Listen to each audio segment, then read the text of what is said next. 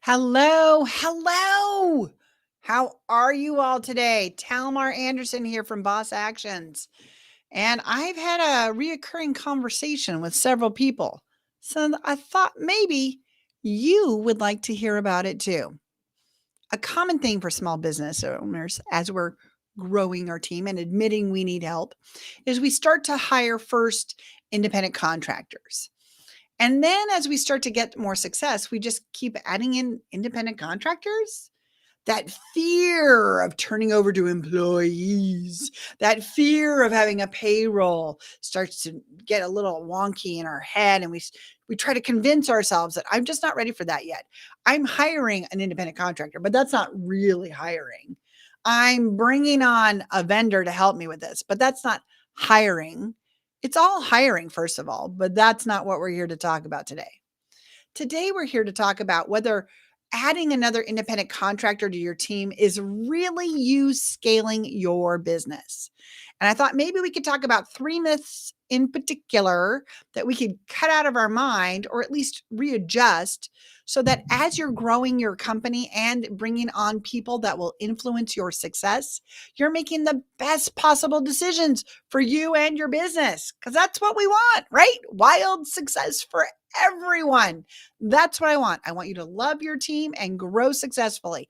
And this is what we help people with. So, if you are one of the fabulous business owners out there that believe that first of all, just is so sad. I'm just going to hire an independent contractor. I don't need a team yet. First of all, you have a team.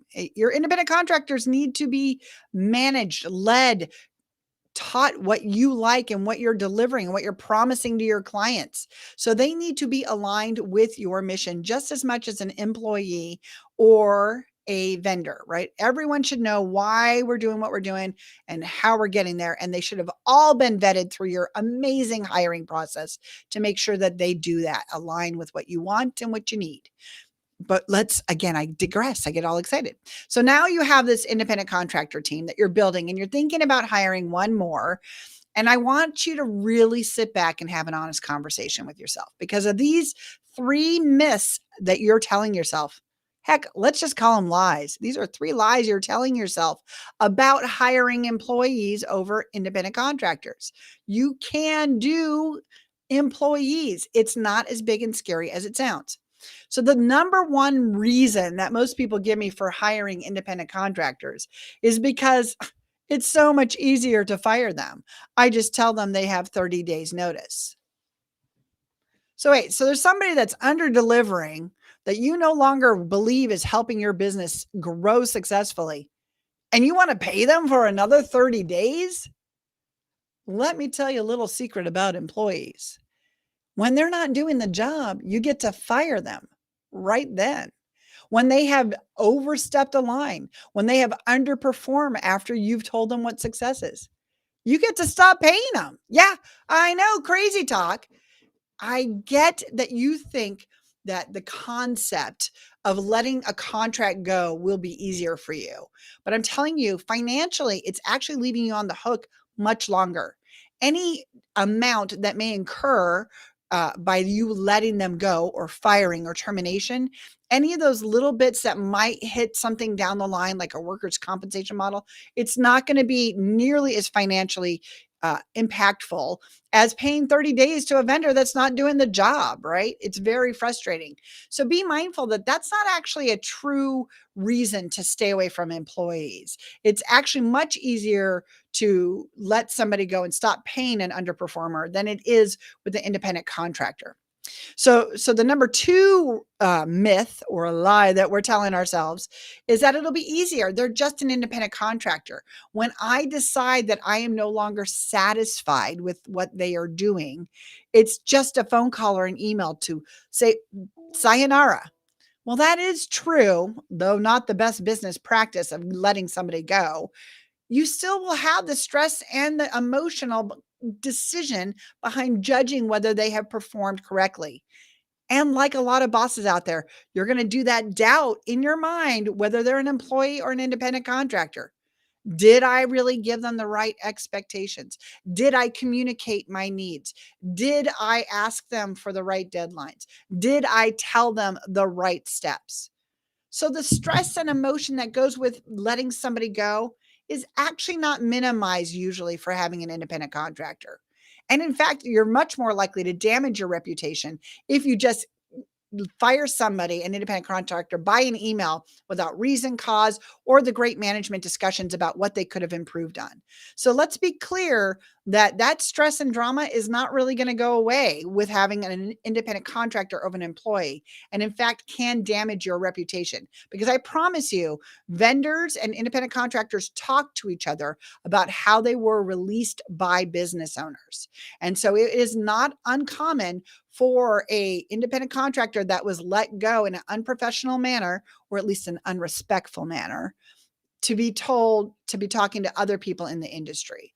So we always want to be making sure we're communicating, we're being fair, and we're using a process of how we're holding people accountable, how we're communicating that, and then how we're letting them go, regardless of whether they're an independent contractor or an employee. But the number 3 reason that we think independent contractors are so much easier is that we think we're going to get what we need. After all, they're supposed to be the expert in that particular area, right? If we're hiring an independent contractor, say for SEO work, we believe that they know SEO work. And if they're working specifically for our company and a few other clients, we believe that they're up to date. But what I'll tell you is a vendor is much more likely to be up to date. If we take the idea that a vendor is somebody that has several people on their team that specialize in what they're offering, as opposed to just that one person trying to walk the line of keeping a few clients and be a specialist and deliver for you. So that's not exactly true. And here's the other part. There's so many rules about how we can't manage or instruct an independent contractor. So if you're trying to grow that business, it's the time. 2022, woohoo, we're going to do it. It's going to be our year. And you're convinced that you are going to get a team in there that's going to deliver better and faster and more on point than you have ever had before. Then great, that's exciting. But remember, you can't tell an independent contractor how to do the work. I'm going to pause. Think about that. Yeah, that's the definition. In fact, in a lot of cases, you can't tell them when to do the work or where to do the work. Now, some of that can be finagled a little bit in your independent contractor agreement, which I know you're all using. And I'm sure you're all using your scope of works for every single time that you are assigning them a new project as required for an independent contractor. But let's be clear, there's so much that we can't control that we're legally not allowed to, because then they become an employee. So let's talk about that. If you're trying to have an idea, a control, a system in the quality and the way that you are delivering for your clients, as if to brand or to create your uniqueness for your own company, you do want to tell them how to do what they're doing when they're doing it. That's the point. We need to tell our clients we're going to be around on these days and times. We need to tell our clients they can expect this kind of a result. And then we have to have a team that can deliver on that. Employees, we get to let them know this is how we do what we do. We cross the T at the top, not halfway through it. That's the boss actions way, or insert your company name. If you want that sense of control, we have to shift your business to employees. It's not as big and scary as it sounds. And it's kind of fun because they get excited about being a part of the team. An independent contractor is excited that you're their client, but they will leave you when they have a better client, because that's the name of their game. Not that an employee won't leave you for another position, but if we could get 18 to 36 months of really kick-ass performance from an awesome employee before they went on to their next gig, wouldn't that be amazing? Especially if they were delivering the way you want.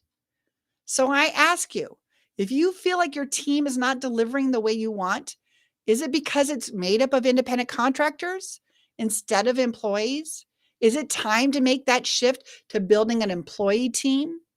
You can have a little bit of independent contractor, a little bit of vendor, and a little bit of employees. That's a natural course of action for employers as they grow and build a business. But if you really want that success, being able to be efficient, being able to do it your way, being able to actually replicate it on and on and on, knowing everyone's doing it the same way, it's time for employees. If you have any questions, you know where to find me right here, zoomwithtalmar.com, or give us a call. I would love to help you better understand the best possible team for you and where you're at in your growth for your business. All right, everybody. Boss on.